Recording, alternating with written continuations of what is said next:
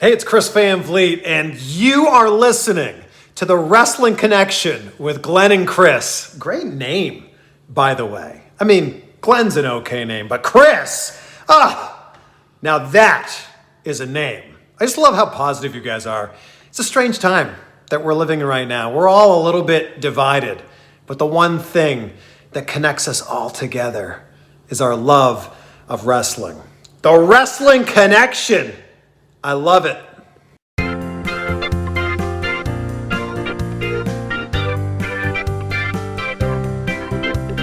Come on, everybody, it's time to listen in to an actor and a teacher who love their wrestling. No more division, forget those prejudice. The Wrestling Connection is here with Glenn and Chris. Welcome in, everybody, to another episode of the Wrestling Connection podcast. My name is Chris, and I'm joined one more again by my good close personal friend and a very hungry and angry Mr. Glenn. And the reason I addressed that so early on in the show is because I feel like it's going to be I know for a fact it's going to be a recurring theme throughout today's podcast. Glenn, if you can hear me and you can understand me clearly, how are you feeling? Listen, dude, I'm happy to be here. I'm happy to be doing the podcast. It's my safe place. It's one of my happy places. I love doing this, but I am so hungry. It's unreal, and I'm deliberately stepping back from the microphone whilst I raise my voice. Dear listener, you must be very angry. I know, right? Dear listener, I ordered a chippy an hour and 15 minutes ago from Uber Eats, and it's still not here. And this chippy is usually very good. And I know we're recording on a popular busy night for getting a takeaway, right? Yep. Aaron Beck would be proud of me. But still, if it's going to take longer than you estimate, then give me a different estimate. So here we are. It may be that I get handed a chippy as we do this, Chris. Well, have you eaten? The hope is that you do receive a chippy on the show, and you just need to. What did you order? What's your order? Oh, sausage supper, mate. Class, right? Okay, so you're just going to sit there with a sausage supper, salt and vinegar. Oh yeah, please. What about a drink? What would you be having to drink to wash it down? I didn't order a drink, actually. I got Kate a Diet Coke, but I didn't think about me. Maybe a tonic water, no gin, off the booze. Nice. But, Speaking of drink, I just smashed that full glass of wine all over the kitchen floor. Did you really? Yeah, I did. That's what bad luck. Was it for you or for your mammy? It was, well, my mum had the glass poured for her last night. She didn't really want it, so we just put it in the fridge, hoping to have it then, tonight. Just have it in the fridge so we don't need to waste the wine. And I went to open the fridge to get a glass of milk. She said, "Careful, there's a glass of wine there that's been there for 24 hours. Don't smash it." I said, "I won't." Oh dear. Pulled the milk. Went to put the milk back in the fridge. Opened the fridge. Stone Cold Steve Austin's music. I'm proud of you, mate. I'm proud of you. Good start to my Saturday night. How are you anyway? Other than hungry, how are you feeling on this fine day? It's episode 42. Yep. Oh God, man, we are moving up in the world with our numbers here. 10 weeks away from a full year. That's incredible. Man, I'm doing really, really well. All things considered, obviously we're all still locked down, and I'm working from home doing remote learning and stuff. But it's and none of that is ideal, but it's working. And you get to a point with these sort of stressful situations where you can either wallow in all the things that you're missing, or you can just try and fight through it. And some days it's easier to fight through it and to be constructive and positive than it is others. But I'm on a good streak right now, and so I'll look forward to society opening up whenever that is. But for the time being, I'm doing well. What about you, my good friend? Have you been keeping well this week? Yes, been keeping very well. It's been a funny week, actually. Do you not feel like we were going through 2020 and we were like, oh my God, this year is disappearing. Then eventually it was 2021 and we just thought like, okay, well, the start of 2021 means the end of all the badness, and now it's a fresh year and we're able to just kind of chill and hopefully everything's going to get better, which is, we're still, the cards are still out on that one. We have no idea if it's going to get better or not. We're hoping so. It's looking okay. Yeah. But the way how it's like nothing changes. The weeks are flying in. We're already at the Royal Rumble pretty much. Yeah. And is this the day of the Rumble? This is the day of the Royal Rumble. This on release day. So, as a bold prediction, who's winning tonight? Right, I don't know, if I'm honest with you. I've not even thought about it. I love this because I love it when you go into Rumble and it's a really, really hard to pick, because I feel like even last year I was thinking Brock or Drew, for the men's Rumble. For the women's Rumble, I didn't have Charlotte. But like there's always been like, and then in 2019, I pretty much thought it's likely to be Seth, isn't it? Right. 2018, I was thinking probably Roman, but Shinsuke was a lovely surprise. But whether or not that kind of prediction comes true, I've always had a kind of feeling, and it's usually you see it in dirt sheets or whatever. Right. So it's hard to tell, because we might, in the men's rumble, we might get a returning Seth Rollins, and in the women's rumble, you ever think about us maybe getting a returning Becky? Like, Yeah. could you Maybe imagine a bit too soon, maybe. Oh. Possibly. So it's really hard to say. I mean, people are saying Brock. Some people are saying Seth could possibly return for this one. Edge is one that I've been thinking about a lot. Like, I think he's going to be in it. Whether he wins is another matter altogether. After the news this week on the dirt sheets, it could very well be John Cena. Absolutely, of course. But one thing I smiled is that I was on WWE.com earlier, and I was looking at the amount of people who've been announced for it so far. And so far, there is one man who was in the 2001 Rumble, and that is Jeff Hardy. Yes, who made his Royal Rumble match debut in 2001. Let's not forget. So, it's quite lovely that he's probably going to be the only person who's there, unless Kane shows up, or Raven, or Drew Raven. Carey.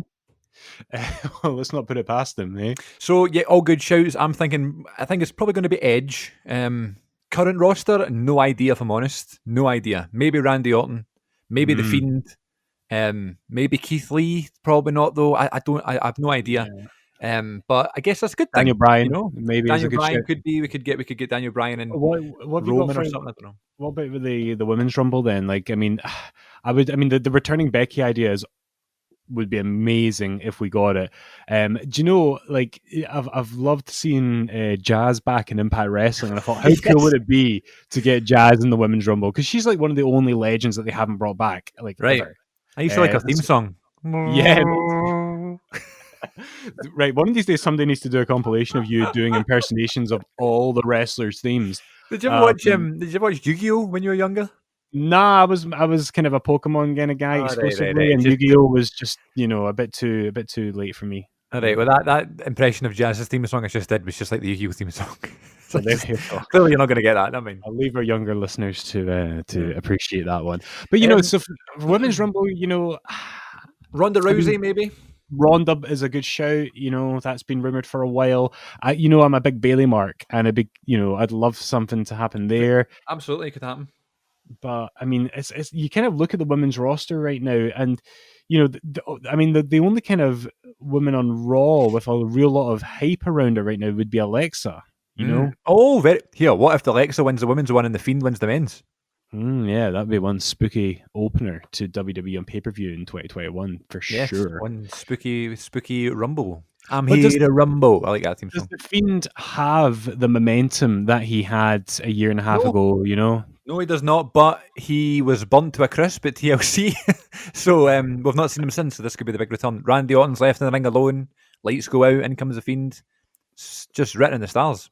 I mean, I would like the Fiend to maybe eliminate Orton whether or not he's officially in the match, because the lights could go down and he could show up all scabby, with all wee peely bits on him, wee mask melting. Like Anakin after the fight with Obi-Wan. So before we progress any further, I just wanted to say a special thank you to the one and only Chris Van Vliet for introducing the show today. Glenn, I think you did some really good work in getting a hold of CVV, one of our favourite wrestling interviewers on YouTube today. Always one of those people that if you know that if he's interviewing someone, it's going to be a half decent interview, different questions. The artist, if you will, the act is going to be very more relaxed than other interviewers may make them. There's something about his way of interviewing which is just more like a conversation, a bit like Renee Young. Where it's just kind of like pleasant to listen to. How did you find having Chris Van Vliet introducing the show, even though he clearly had a favourite?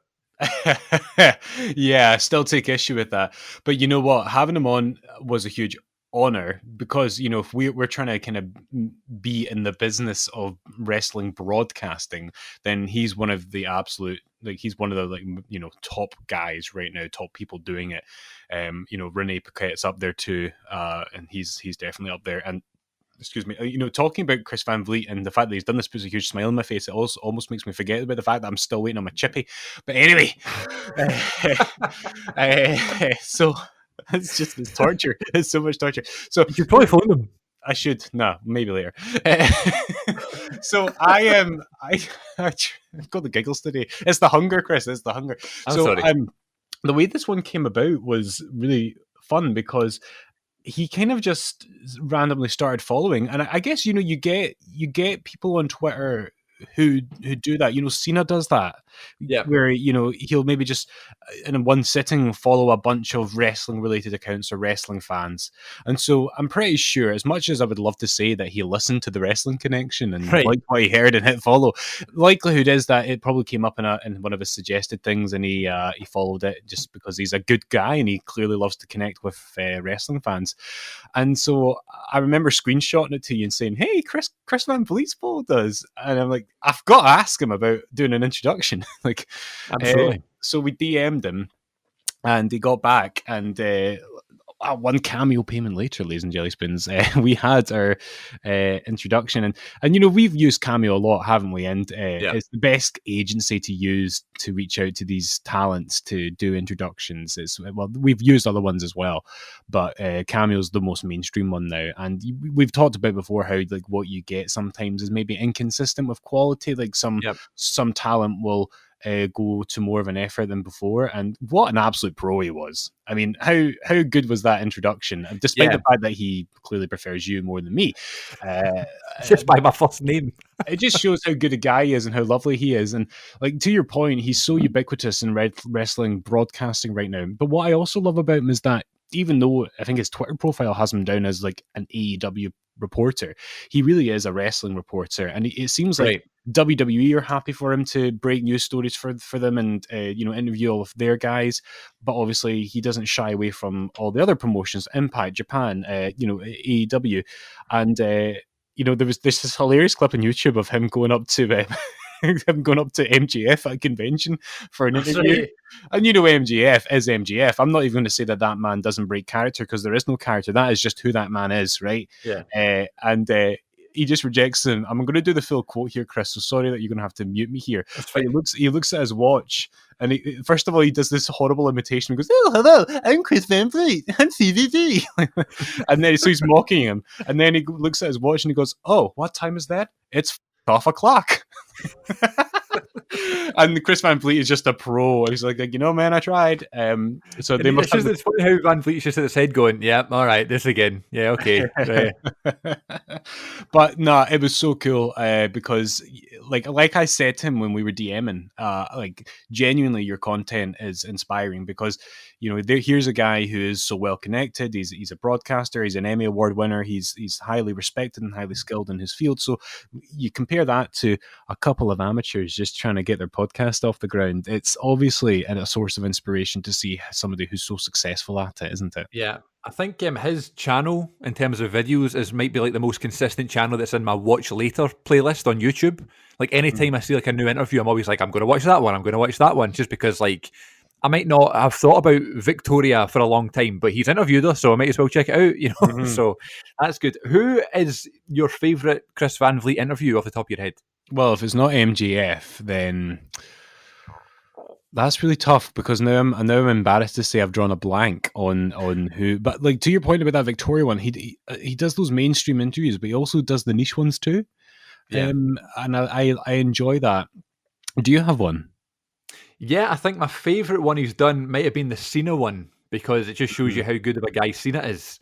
Van Vliet's there. He's obviously part of a press thing. Cena's wearing a suit. He's promoting a movie or whatever, and he recognises Van Vliet as like the wrestling reporter, so he starts asking questions about wrestling and stuff. And Cena obviously has got lots of interviews to do that day. And Chris keeps saying things like, "I'm going to be very respectful of your time. Sorry, I didn't mean to ask you 3 questions. I know I was only supposed to do 1. That's been 15 minutes. Thanks very much." And Cena looks at his phone and goes, "We've got another 10 minutes. On you go." And Cena's like, ask me more. He's like, "Why not? Like, I've got free time, just do it." And it just shows you how good of a guy Cena is. And Van Vliet is able to rattle off questions off the top of his head, not expecting to do that. So I thought that was a really good one. I like all the Jericho ones. There's one in the back of the car, which I thought was really good. But I'll tell you, the most interesting Chris Van Vliet interview, maybe for the worst reasons ever, but it's absolutely the most fascinating interview, is David Benoit. Did you watch that one? Oh my god, yeah, I did, and I tell you what, like that was so fascinating because he obviously David Benoit, you'd seen pictures of him in and around the show Right. around the shows, but he'd never really spoken. He'd never spoken about Mate, what it oh was my like. I God. mean, and here's the thing: we speak about the Benoit tragedy periodically as wrestling fans. It's one of those earth-shattering and tragic stories that shook the industry. So it's always going to come up from time to time in conversation. Right. And nobody ever really thinks about what it would have been like to be in the family, to still have the name Benoit, and to have this conflict between, in his shoes, having your father who you loved and Mm. idolized, but then having to accept what happened.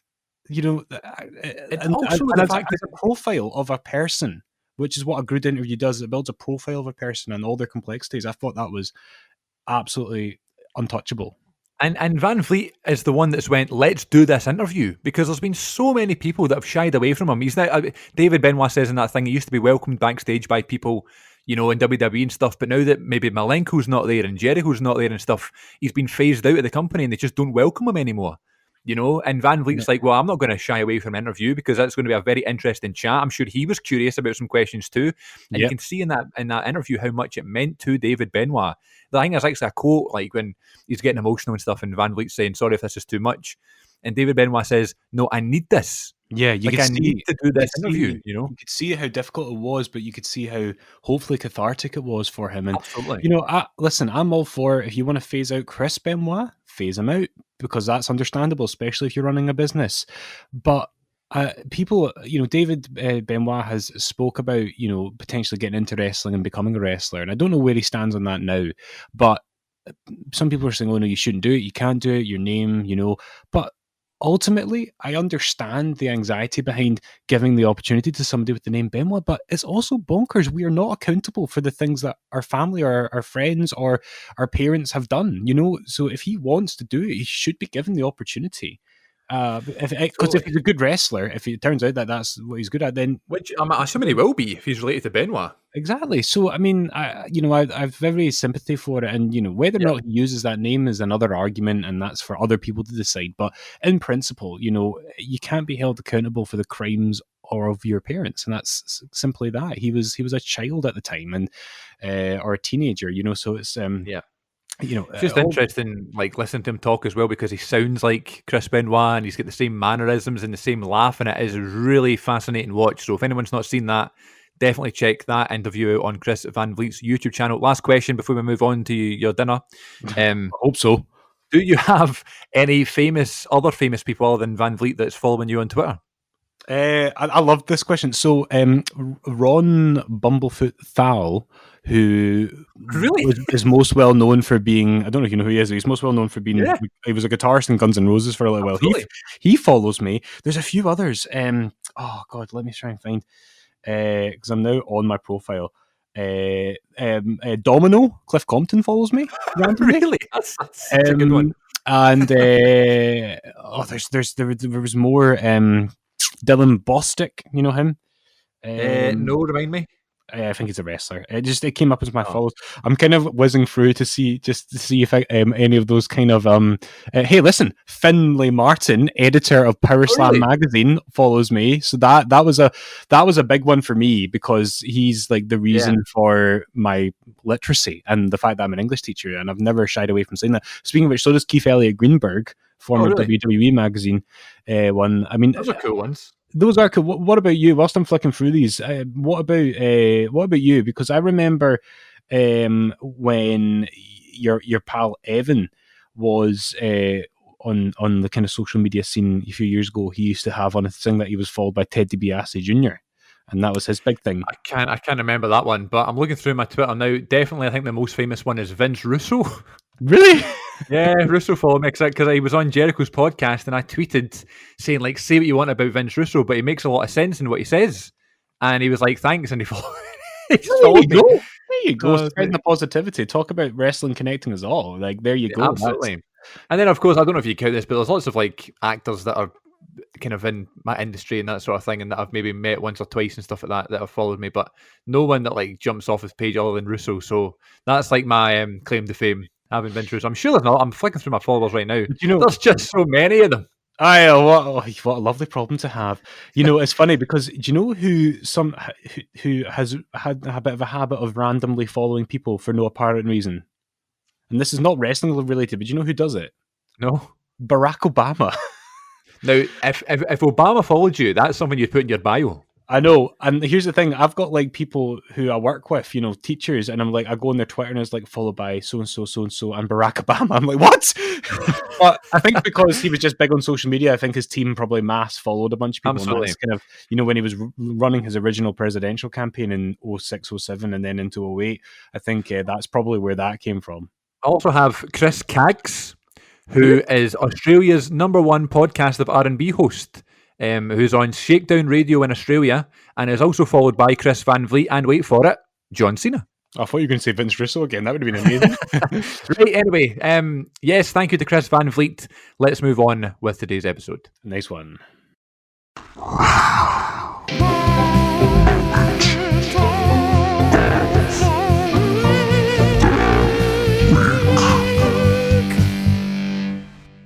Okay, so moment of the week. You want to go first, or will I go first? You can go first, but I'm just going to give a brief update for the listeners who are worried at home. So my food was delivered, estimated to be delivered between 7 and 7:20 p.m. and it's now 7:35, and we still don't have any food. So, you know, I'm kind of tempted to call the restaurant live and find out what's happened. Oh, please. Can you do that? Yeah, I might do that actually. Yeah, what are they going to say? They're not gonna, if in post, if there's anything that's like we can't share, then I'll just edit it. Yeah, okay. Well, let's just see what happens. Do you know what? I should probably check with my wife if the food's come or not. Right, okay, go check and then. Let's just check with Kate first. So hold on, where's her phone number? Let's just. Are you going to phone her? Yeah, I mean, you know, what could possibly go wrong, Chris? No. Hello? Hey, any update on the food? Nope. Nope. Okay, I'm gonna phone the restaurant. Okay. Okay, bye-bye. Bye-bye. Listen, I don't know your wife very well. I've only spoke to her a very handful of times, but she doesn't sound happy. No, I know my wife when she's hungry, and she has not had anything since breakfast, and so. See, people who do that, I've never understood. I know loads of folk like that. That's not our. It's not our norm. Okay, right. Let's see what happens. It's like, who wants the money? Hi there. I'm just looking for an update on an order I've placed on Uber Eats, please. Thank you. I'll just talk while we wait for the order. Shall I do the wrestling joke of the week segment?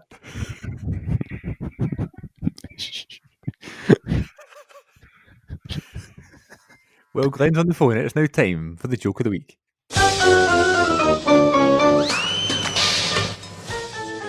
What did John Cena say when he ate at the Japanese restaurant? You can't sashimi.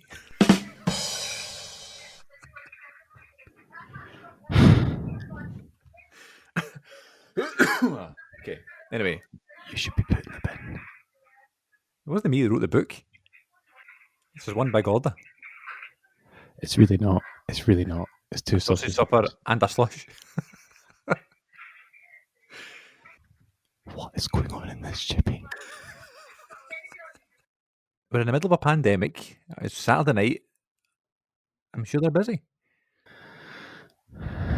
Maybe they're too busy listening to the Wrestling Connection on demand, which you can find on all podcasting providers and YouTube. I mean, what's the chance this riveting content stays on the show? I'll definitely cut it. No, I'll leave some of it in. Yeah. We don't get this every week. Okay.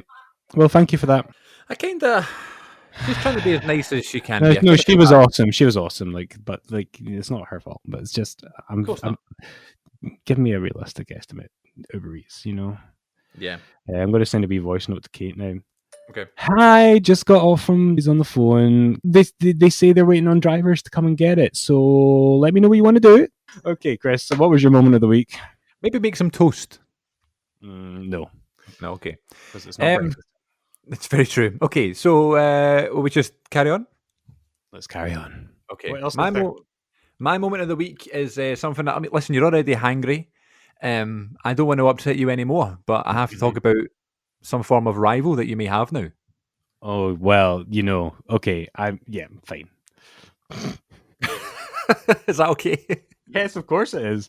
This better Right, be well, good. This better be a good bet. it was a good bit this week. This is my moment of the week this week is the return of my movie podcast. Now, those who are new to the Wrestling Connection, or those that are, have discovered me, my dulcet tones through the Wrestling Connection, might not know that I have this YouTube channel and that I have all these other outlets and that sort of thing. But the first real consistent podcast that I ever ran was called the Good the Bit podcast, and it was all about movies. And it was a idea I had when I was in drama school with my mate. We both got cinema cards, and we would sit down after every movie we'd go and see. We wouldn't speak about the film until we were in front of the microphone, and Right. we'd sit in drama school and we would talk about the film and kind of use it as a bit of a journey and like a bit of a sort of like progress journal sort of thing through our life and through our our time at drama school and that sort of thing. So that's what we did. We did it for a bunch of episodes. We had our friends on as guests. We did it round table style. We did it for weeks and weeks and weeks and months and months and months, and it was a lot of fun. We had so many good times through the Good Bit, and just one thing led to another. My co-host got a place at a drama school, a much more respected drama school down in London, so he moved. I was kind of left now as like the sole host of the show, which was fine. I'm more than happy to do that. But the thing that kind of made the Good Bit work was the dynamic between the two of us, which I'm sure, thinking about Wrestling Connection now, imagine it just wasn't me and Glenn. It just would feel weird, So you can imagine my situation in that time. I was like, what am I supposed to do here? So I became somewhat of a traveling host. I would go to other people's flats and I would have people come to me and we would do all these things, and that was fine too. And it just was never really something that I really picked up too much momentum for me. I love having a bit of a structure. I love when things kind of look the same and when it's like we know what to expect every episode. And with a Good Bit, it just wasn't happening that way. And it would sometimes frustrate me, but it was also like the constant in my life for so long. I would always be doing the podcast. That was like the sole kind of podcast that I would do, recording that I would do. So, and it was like that for a couple of years. Then in early 2020, I started doing like some interviews and that sort of thing. I thought that would be something fun. I'd be turning it like a sort of Chris Jericho style podcast and just go around lots of my different kind of acting pals and movie buff pals and that sort of thing, and we just do interviews about their life with movies and their life in acting or whatever. And we got 2 episodes done, and a worldwide pandemic hit, so there was no episode for a good year. The last episode before the brand new one that came out this week was episode 62, I think, and it was from February 2020, and there has not been an episode since. So because the way that we've been recording the Wrestling Connection has gone so perfectly for the past 42 weeks, touch wood, I thought it'd be time to maybe bring back the Good Bit, and we could maybe do it through this remote style. And my mate Aaron, who is my original co-host, Aaron Dockard, who, as I said, moved to London and stopped being on the podcast as often, we are now able to do it every week together because of this remote way of recording. And we are back in business, ladies and gents. So if you are a wrestling fan, you are most likely also a movie fan. So if you enjoy the movie pictures on the silver screen, then you can join us on the Good Bit podcast.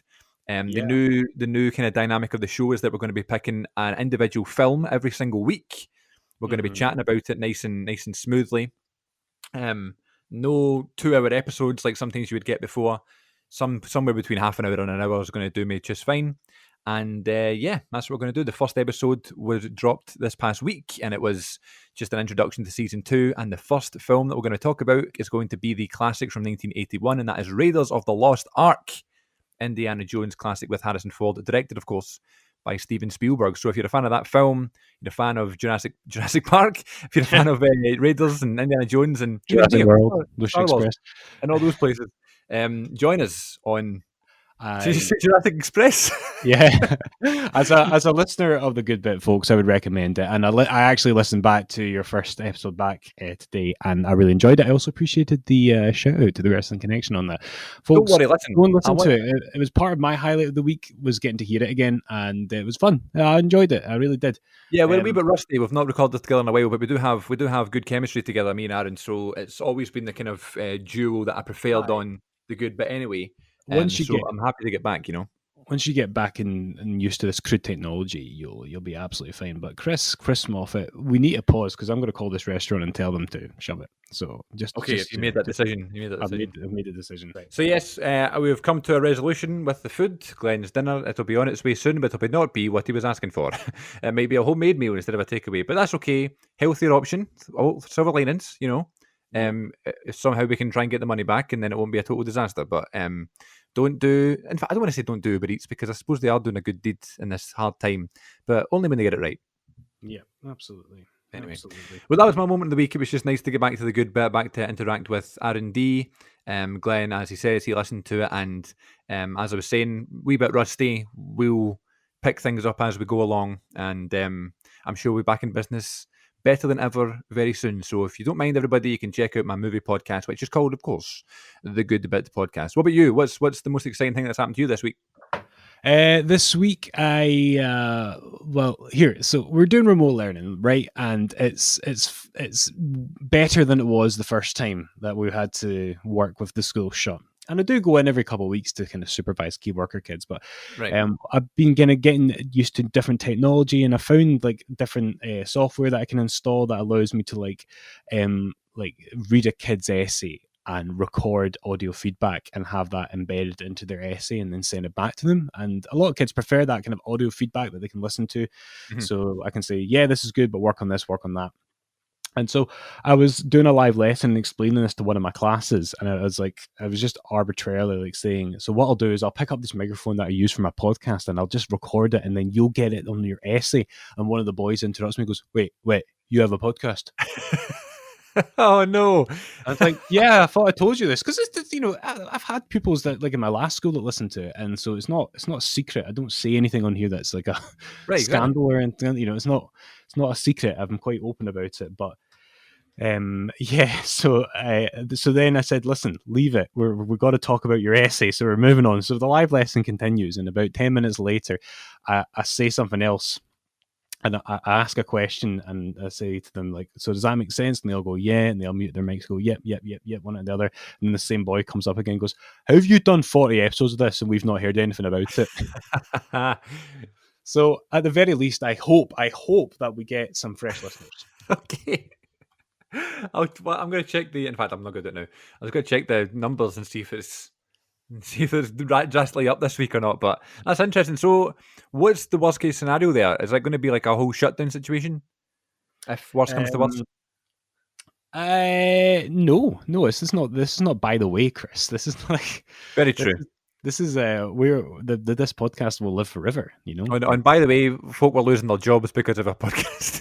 Really? Is that? Wow, No. I was just joking. But like, there was a segment on the show with with my mate, who I'm going to see after this for a social distant catch up, who worked at a place, and we had a segment on the show every week where he would talk about the place that he worked and talk about his co-workers and stuff. And he wasn't saying anything too bad, but he was just ranting and raving about his issues at work and stuff. And I mean, at any moment it could have been catastrophic, but luckily it wasn't, and no one found it around that time.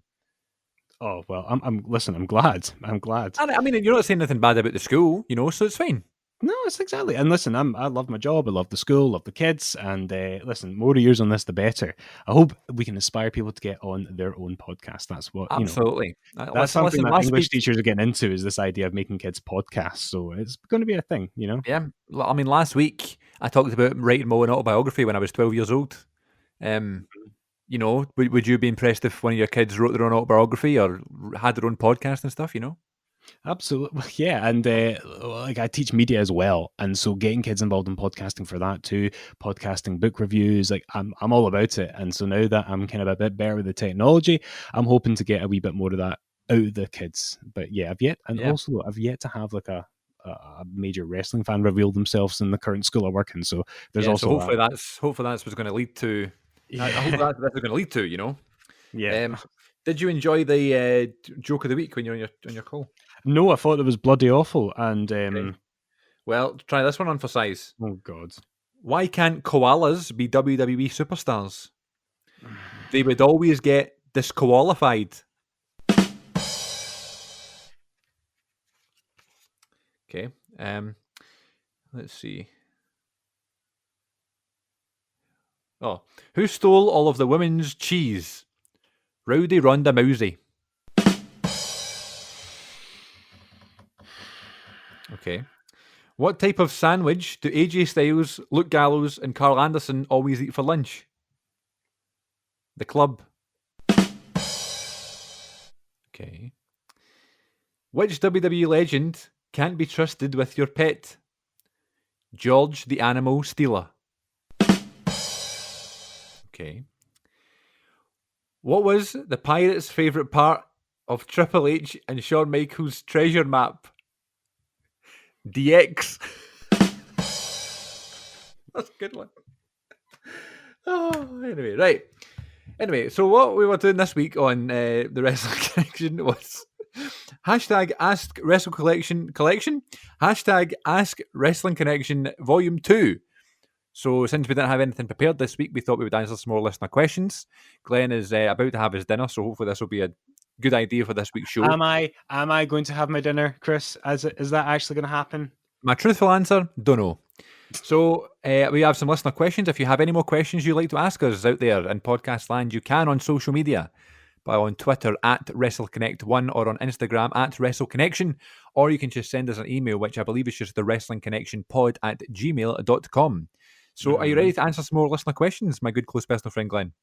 Let's do it. Listen, anything that takes me off or puts my mind off the internal rage that is building up at the situation that I find myself in. Did the jokes not help? Chris, the jokes have actually put me into a dark abyss where I feel like I cannot climb out. I feel like I've been dragged under the ring by the Fiend, and Kane used to drag people under the ring. Or the monster Abyss.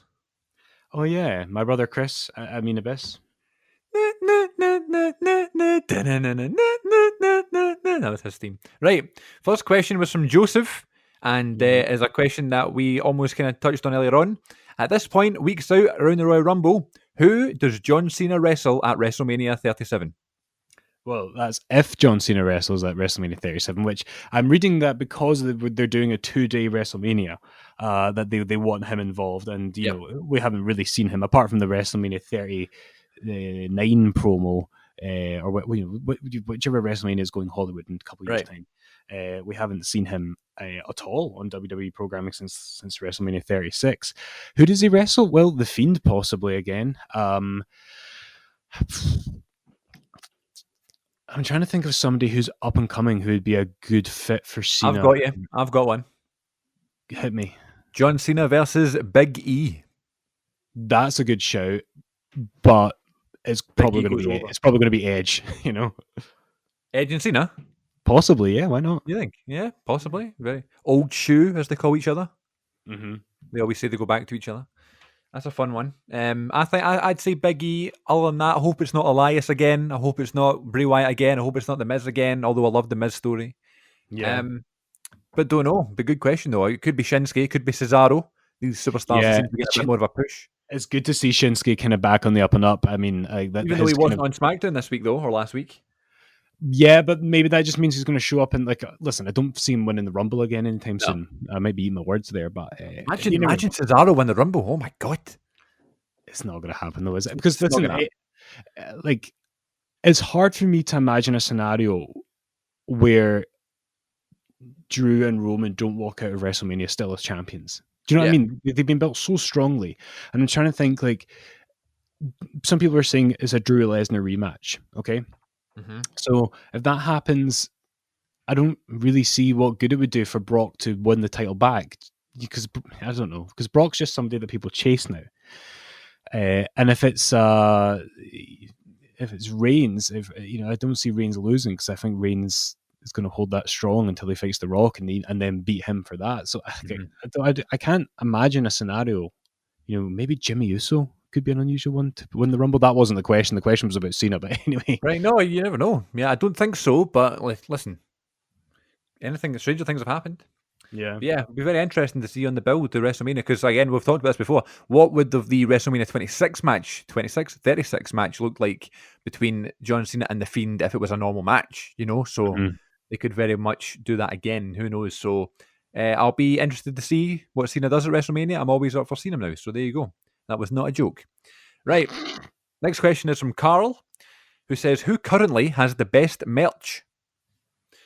I think that's an interesting question, especially if we were a wee bit younger and we were into collecting merch as mad as we used to be, Yeah. you know, I would like around sort of 2011 sort of time, it was Punk, Punk, Punk, you know, and then maybe Daniel Bryan, and the year before was Nexus and all these cool things, you know. But right now, if I could put myself in that person's shoes, that kind of young teenager that's wanting to buy all the merch, I don't know who I'd be buying right now. Right, I'll tell you, like, well, first of all, me and wrestling merch have a complicated history. I haven't bought wrestling merch since I bought a New Day unicorn's horn when SmackDown TV tapings were happening in Glasgow in 2016, and my unicorn horn, which cost 25 quid, Wow. was nicked by a child. I Could had have got a chippy for that amount of money. you know what? I might just leave you and Aaron to do this show, and no, like, but I'll tell you what, merch I think is quite cool. All the Fiend stuff. Like, I want to do the Fiend this Halloween. You know, Absolutely, that's a good shout. I think the Undisputed Era is a good shout too. They've always got good, like, Good cool t-shirts. designs on t-shirts and things. You get like the sort of UE armband thing. They've got some cool stuff. But it's just funny how, like, back in the Austin era and the Rock era and that sort of thing, it was everywhere. There was like Stone Cold Steve Austin, everything. You know, I guess it is different right now because of the situation that we're in. But if the world was opened up and that sort of thing, what would be the thing now? You know. yeah, absolutely. So I guess yeah, it's a good question. though. AEW's got some good merch, but because it's through 1 hour tees and it's not through the actual business, there's lots of like new t-shirts one week and then another new t-shirt the next week. There's no like consistent, you know, branding, which you would see in WWE a lot, like Austin 316 or whatever, you know, or the Brahma Bull or whatever. But out of, you know, AEW stuff, I guess the Inner Circles t-shirts were probably the coolest ones. Omega's had some cool t-shirts, but nothing that jumps off the page straight away. But good question. Okay, here's a thinker from our good close personal friend Tony, who says, do you think Bret Hart has retired as one of the greatest ever? Or did his WCW run tarnish his legacy? So much so that he is not even considered in the Mount Rushmore conversation. I mean, I with or without WCW, I probably wouldn't put Bret in my Rushmore, and that's not taking anything away from the man. But he was, look who his contemporaries were. You know, he finished wrestling in 2000, and so he wrestled alongside the likes of Hogan and Flair, and then The Rock and Austin and Shawn Michaels and Undertaker, and all these people would probably be on the Mount Rushmore before him. I am not hugely. I don't think anyone really feels good about his WCW run. The only kind of highlight that I'm aware of was him wrestling Benoit at the kind of Owen tribute match. Mm-hmm. Yeah, and it's a shame because it could have been so much more. But I've often maintained that Bret was one of those earlier examples. Thank you, darling. That's my dinner. Bret. Hi, Kate. Kate with Christmas eyes. Enjoy your beige dinner. Thank you. Still no update on their refund, by the way, but we'll get there. I always maintained that Bret was one of the kind of early examples of what we see now, because nowadays Right. it's normal to say that wrestlers hit their prime in their 40s, and I think Bret genuinely did his best work. I mean, I know he was doing great stuff throughout his 30s, obviously, but I think some of his best work instead, in terms of all round character, in ring work, and promos, which was never his strong point, was in '97, in that last year of WWF. I love that heel run, like the match with Austin at WrestleMania, and I think that was him peaking. And I think everything after that, probably because he wasn't used, was a disappointment. So I don't think it factors into whether or not he was in the Rushmore, because to me, Bret is very close to hitting the Rushmore, but he's just not there, because for him to be in the Rushmore, then he's up against basically Hogan, Austin, Cena, and The Rock, possibly Undertaker. So like, it's hard to put him on top of those guys. That is tough. Yeah. The first part of the question is, do you think he's retired as one of the greatest ever? And I think yes. Has he tarnished his opportunity to be on the Mount Rushmore by going to WCW? Not at all. Because lots of wrestlers go to different territories. He just kind of did it backwards, if you look at it like that. You know, he kind of went to the lesser show after his greatest work. So no, I don't think it's been tarnished at all. However, he would not be on my Rushmore. I'm sure he's on many people's Mount Rushmores. We have done an episode here on the Wrestling Connection all about our personal Mount Rushmores in terms of male wrestlers, female wrestlers, tag teams, and other stuff, including referees, which was a good laugh. So, and general managers. How good is Adam Pearce doing as a GM? Right. I'm a big Piercy guy. I love Adam Pierce. He's a good mic guy, and I think he's actually, I don't really think I ever really rated him. Not that I've seen much of his stuff as an in-ring guy. Like he was obviously a great wrestler, but I didn't, you think about who his contemporaries were in Ring of Honor. Right. He definitely wasn't the shining star, but he is really shining here because he's good with character work. I think. Yeah, absolutely. I used to hate him when I first got into independent wrestling because I was the perfect age and he was the top heel, And he was great on the mic and he was always just this kind of always getting away with the dastardly axe heel, and I just wasn't a fan at all. I just didn't like his look either. I think he looked like a pure smug guy, which is exactly what he was going for, So now I always like seeing people who I have like fond memories of when I was younger doing well now. And you could see when he was getting attacked by Roman Reigns on SmackDown last week, where he was like feeding for the punches and that sort of thing. You can pure tell that he was like this great worker, just the way he was taking the stuff. So yeah, big props to Adam Pearce. I'm glad that he's doing so well, and I hope he gets made like GM of SmackDown. I think that's quite cool. Yeah. But yeah, Bret Hart, one of the greatest ever, no doubt about it. Here's a fun one. Kyle Mack asks, who was the most obscure wrestler to be world champion in your wrestling figure company? For me, I've got two. Well, I've got three because I actually gave Regal the belt at one point. That's not. I mean, I don't think that's obscure. But I also gave the belt to Perry Saturn and to Jamie Noble. I'll tell you why. Because my Perry Saturn kind of subbed in for my Randy Orton because I never had a Randy Orton figure. Right. And he had similar kind of trunks. They couldn't look any more different. See, the figure from the neck down could have been him because they had similar trunks that Orton wore in the kind of ruthless aggression era, like late when he was like post evolution, legend killer kind of era. And he kind of had tattoos like Randy's, and I've always thought that figure looked good doing an RKO. My Jamie Noble was like jacked, unlike Jamie Noble. So from the waist down, you had this really muscly guy in Jaws. So I know the exact thing you're talking about. That's my Cena, right? So that's why he was like the Doctor Thugonomics. But I didn't call him John Cena; he was still Jamie Noble. But he just did Jamie Noble. Yeah, he just did John Cena's moveset and had the same gimmick. You know what I mean?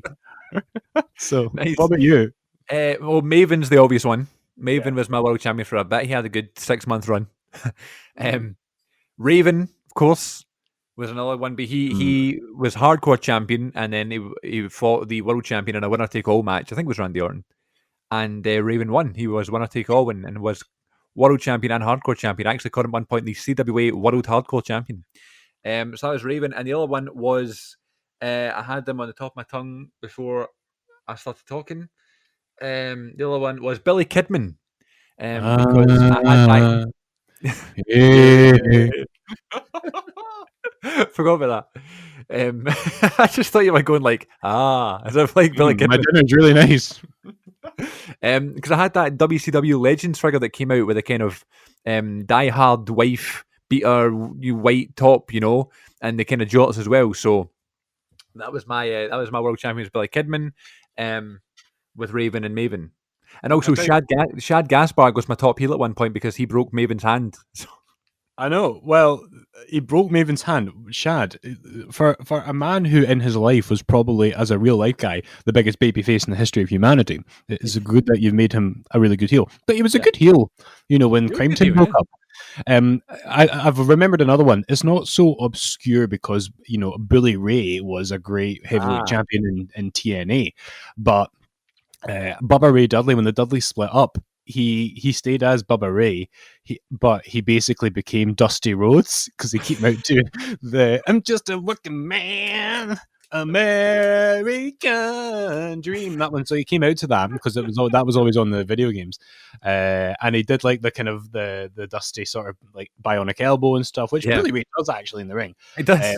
But he still did the Bubba Bomb and everything. But he just kind of had that kind of Dusty Rhodes kind of sort of cadence to his speech pattern and his he was Bubba Ray Dudley, baby. Just witnessed Glenn do a Dusty Rhodes impression. I love it. What are you eating, by the way, for dinner? Right, I'm chewing right now. That is tortellini on toast, covered in garlic sauce. It's kind of a specialty. Listen, that's a Saturday night dinner if there ever was one. I actually feel a lot calmer now, despite the fact that I might have just lost 17 pounds to the abyss. and not Joseph Parks. Oh, another question from Kyle Mack was: You've mentioned your recent frustrations with NXT.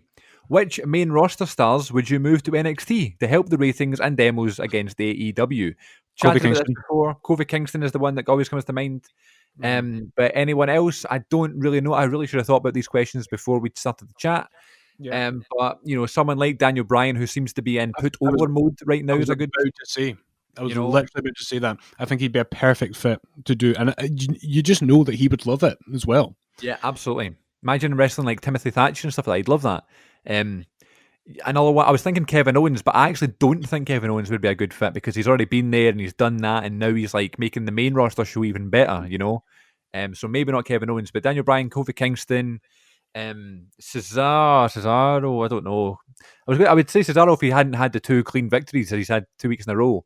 If he was just kind of floundering, but there's loads of guys and girls, So I don't know. Natalia, we talked about her before being on there. I don't know.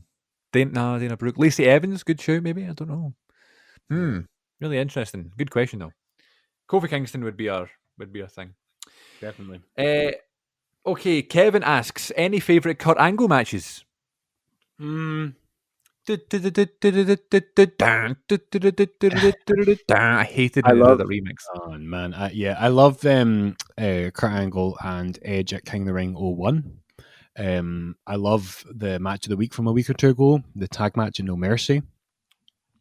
I've never actually been hugely a fan of Angle and Eddie at WrestleMania. I mean, the story is excellent and the emotion at the end You is said that brilliant, before, yeah, that's right. but not a fan of the match. Obviously, Shawn Michaels, WrestleMania. Like, how can you go wrong with that? But do you know what I really need to get more into is his TNA stuff, because I'm a big fan of the current Impact product, but I haven't ever really gone back to watch his stuff of AJ Styles or something Really with good Joe, matches. and I know his stuff with Joe in particular is very highly regarded. But what about you? Because you've got a more comprehensive knowledge of Angle's Right. career, I think, because you knew him in WWE, obviously, but you were more of an Impact or TNA fan for TNA's prime. And as you might not know, dear listener, Chris was in the Impact Zone once to watch a TNA live taping. And I saw Kurt Angle. And AJ Styles, not in a ladder match, which is what happened the following week. But well remembered. Was it an arm wrestling match they had, or like a... No. It was a wrestling takedown challenge. All right. So they basically announced that next week on Impact is going to be a ladder match. So I was like, oh my God, are we going to get to see this? And then it was like, no, this week's a wrestling takedown challenge. But I remember the way I was sitting at the Impact Zone, I was right in the back row. But it was such a small TV studio, I was still really close to the ring, which I thought was really cool. But I was wish they'd done it when you like they did with the Highlanders, Chris from the Wrestling Connection sitting there eating a bag of chips or something. Just looking miserable. Sorry, I'm still thinking about that chippy. I was sitting at the kind of back row. And TNA used to do it like what AEW do now, where it was like the heel entrance side and the face entrance side, and I was next to the heel one. And I remember Kurt Angle used to have this wee sort of like podium. He used to come up from the ground, like the Brood used to do. He would come up there and then he would throw the American flag in the air, and then the fireworks would go off. And that was the first fireworks to go off when I was there. And I didn't expect fireworks. I don't know why. It was Impact and they had fireworks and stuff. I just, the way you're not expecting it. I just remember shouting. I was just like, whoa! Like when Kurt Angle's fireworks went off, which was funny. But that was a good memory. Favourite Kurt Angle matches, Angle and Shane at King of the Ring is one of my favourite matches of all time. Angle and Michaels at WrestleMania 21 is one of my favourite matches of all time.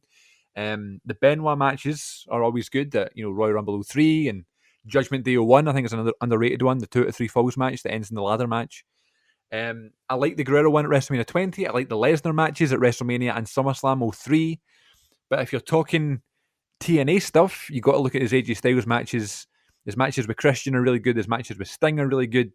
But my favourite ones in TNA might be the ones with Nigel McGuinness, or as he was known in TNA, Desmond Wolfe. He had the match at Turning Point 2009, if my memory serves me correctly. And they had, I remember at the time, because it was 2009, so I was still pretty young. I would have been 13 when that pay-per-view was happening.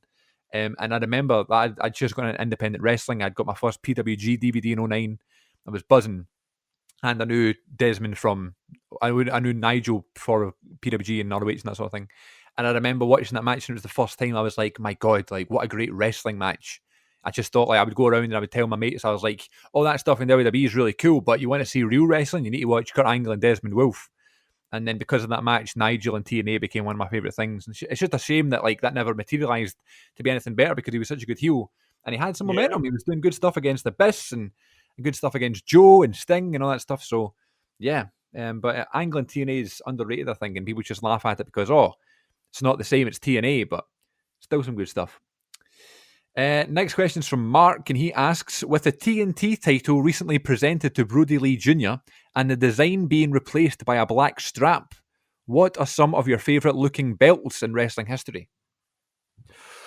Right, I was just thinking the other day, I love the AEW tag titles.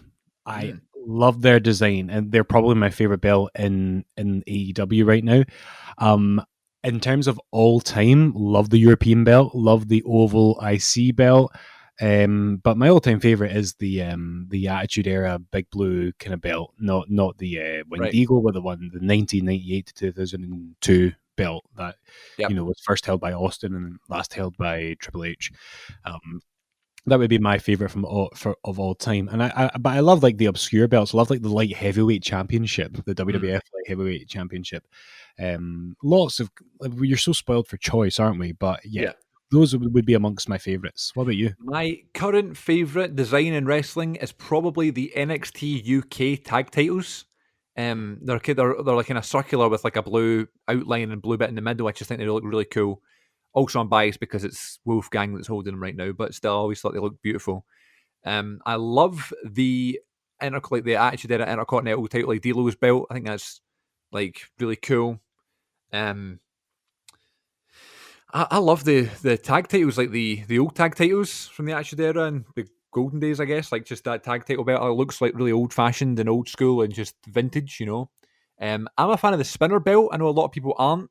I think it's just because Punk had it, and you know, I love seeing it at the time, and it was when RVD won and Edge won, and I like the customization going back and forth from the spinner to the rated R one and stuff. People hate on that belt all the time, but I like it. Yeah, I mean, the hardcore title is always a fun one, design-wise. To go back to the rated R belt, it's just, I get it, and I get why people don't like it, but it was, the shame is that I've heard Edge talk about this, and it was supposed to be a fully, uniquely designed belt, and they ran out of time, so they ended up just having to stick a wee spinner on the original spinner belt, but it was supposed to be like what Austin and The Rock did, where Austin had his own belt, and there was a custom belt design for Rock, which was never used on TV, but you can buy replicas of, and it was to be that same kind of idea that Edge was going to have his own take on the belt, and it just kind of fell through. Yeah, I don't know. I don't like the Austin belt. I don't know. See, when he was like, I began watching through that stuff when he's going back and forth with The Rock winning the title and stuff. I just never liked it when he brought out the smoking skull, but maybe I didn't live it, so I don't know. But I can pass over this question without talking about the big gold. I think it's probably the nicest looking belt in wrestling. And I've got the replica of it and stuff, so I'm biased, but still. Oh, and do you remember Jeff Hardy's custom belt in TNA? The purple one? Yeah. So that was really cool looking, but again, it's probably ridiculous, but I guess just at the time I was such a big Jeff fan, and I was like, oh my God, Jeff Hardy is a heel? God. Have you, obviously you're watching Impact right now. I like their tag titles, but also the TNA World Heavyweight Championship that Moose is carrying around, and he's put the white strap on the old design. It looks brilliant. Mm-hmm.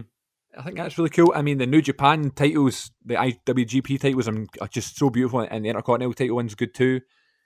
God, there's so many. That's the beauty of it. That's why my mate Fraser gets so frustrated with WWE, because he's like, the Universal and the WWE title and the women's title and stuff, they all look exactly the same.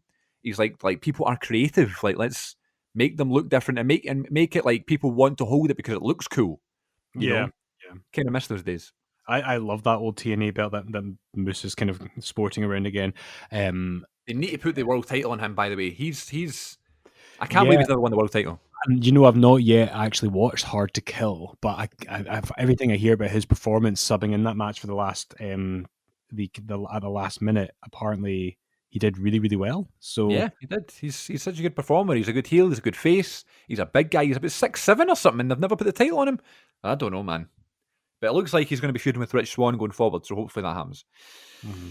Cool. A couple more here before we finish up. James asks, What is your current favourite wrestling show to watch every week? We touch on this quite often. We had Dynamite as kind of like our promotion of the year or show of the year 2020, but a very close second for me right now is SmackDown.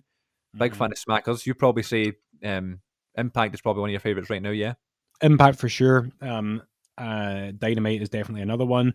I actually have not got a chance to watch much of it, but I do like NXT UK right now with their kind of stripped down in their kind of fancy studio presentation.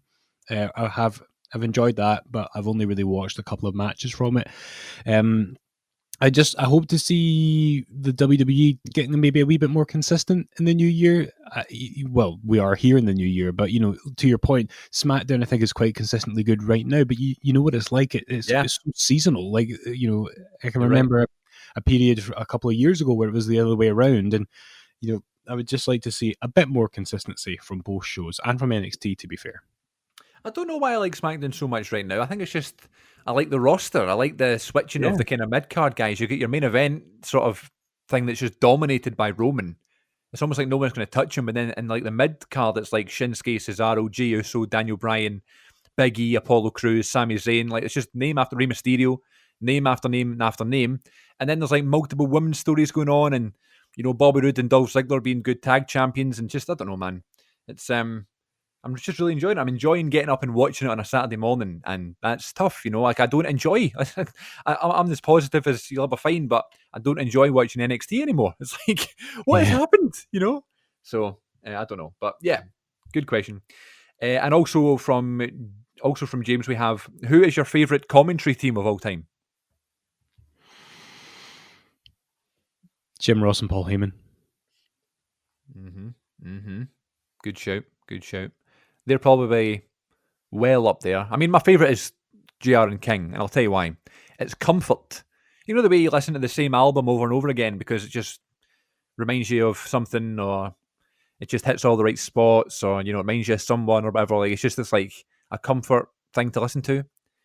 When I see a match online or something, or like it comes on the network or whatever, and it's a JR and King in their prime, and they're calling the action and they're in character, and JR's having a go at King for being sympathetic towards the heels and stuff, and King's moaning at JR for mentioning sports backgrounds and things like that. I don't know. It's like comfort viewing, comfort hearing, and sometimes that's all you need in wrestling. What about Michael Cole and Taz? I mean, there's a classic lineup right there too. Absolutely. I think Cole gets a hard time. It's a man with a tough job who's really good at his job.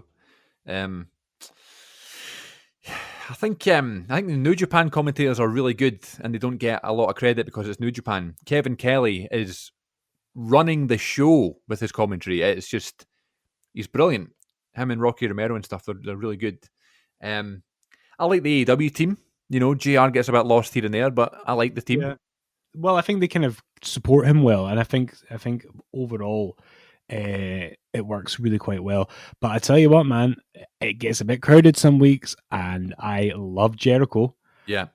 So, but what I would like to see is if we're going to have Jericho on, maybe drop someone else. What I would say, why don't we have Excalibur and Jim Ross as the twosome, and then we'll have Tony Schiavone, who's brilliant, by the way, as the sort of color analyst with like the he's like the character in the show, isn't he? He's always like saying how much he hates MGF and Britt Baker's his pal and all that.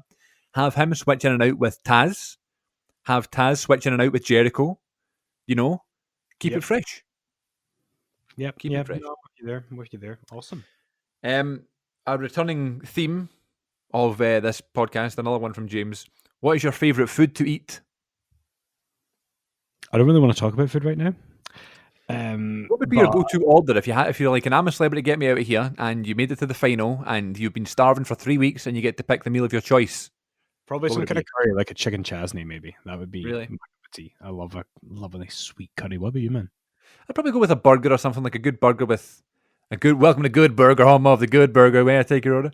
With bacon and cheese and all the good stuff in the burger sauce. But I would do like a pizza. Can't go wrong with a pizza. What about dessert? Cheesecake, Oreo cheesecake, salted caramel cheesecake, cheesecake with ice cream. Oh my god! Yeah, definitely. Yes, please. Right, last question. This is from Chris from Glasgow. Could Glenn please confirm his list of boys?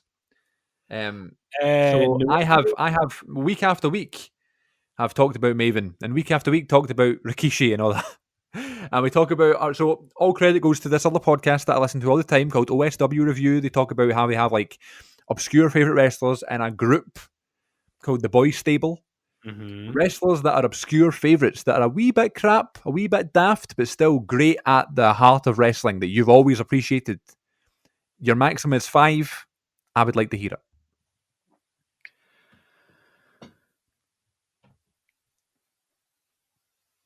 I feel so much on the spot right now. Right, my boy stable. I was gonna listen. Scotty I was Too supposed to text you earlier, and I forgot Yeah. to text you. Right, Scotty Too Hotty. So we've got Scotty. I'm trying to think of people who are like obscure and fit the criteria properly. You can. This could be first draft, and you can revise it for next week. Right. Okay. So Scotty Too Hotty, D'Lo Brown. Yep. No, you know what? Stuff you. I'm having Maven as well because I like Maven. Tajiri. Maybe not. Dun, dun, dun, dun. Nah, not Tajiri. Okay. Maybe just Hardcore Holly. Say that again. Just Joe.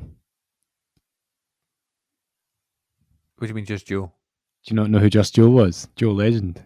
He was in WWF in 2000 and 2001. No. Oh, is that the guy that Perry Saturn beat up? Maybe actually, I'm not quite sure about that. Midian. Oh, really?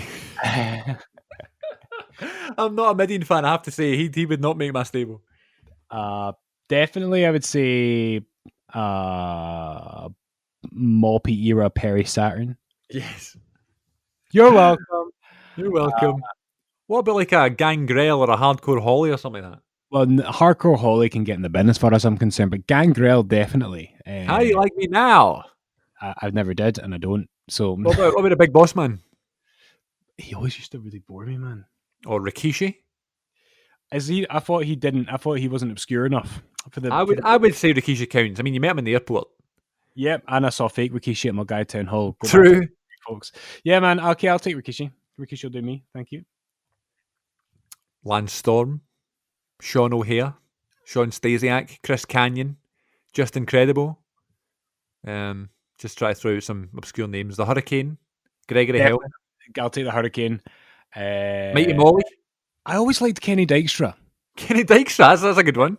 I always liked him. Paul London. Yes, absolutely. Did you see the thing I tweeted on the Wrestling Connection Twitter the other day? I did, yeah. Oh my god. Lots He's of up. obscure bumps. Anyway. Okay, right. Take those names. Okay, shuffle them up. Shuffle them up. Shine them up real nice. Have a look at them, and you can bring it to the table next week. Underrated Alright. Network show, by the way. Bring it to the table. Right. Glenn can go and finally have some dessert and spend some quality time with his wife. This has been the Wrestling Connection. This has been episode 42, and it's been a Q&A. Stay tuned for some more episodes. And remember, my new movie podcast is back. The Good Bit podcast is back in business, so please check that out on all podcasting providers or on my YouTube channel, which is CM42 TV. And you can get us on social media, Twitter being at WrestleConnect1 and Instagram being at WrestleConnection. Glenn, anything you have to say to the lovely listeners at the end of episode 42? Just thank you for tolerating my hangriness, my inconsistent attention to the podcast this week. It's been a bit of a drama llama ding dong, and I still don't have my refund sorted, so this will be an ongoing saga, my friend. Write down some information, and then we can talk about it next week. Awesome. I look forward to it. Thanks for listening, folks. Take care of yourselves, and I will catch you all down the road.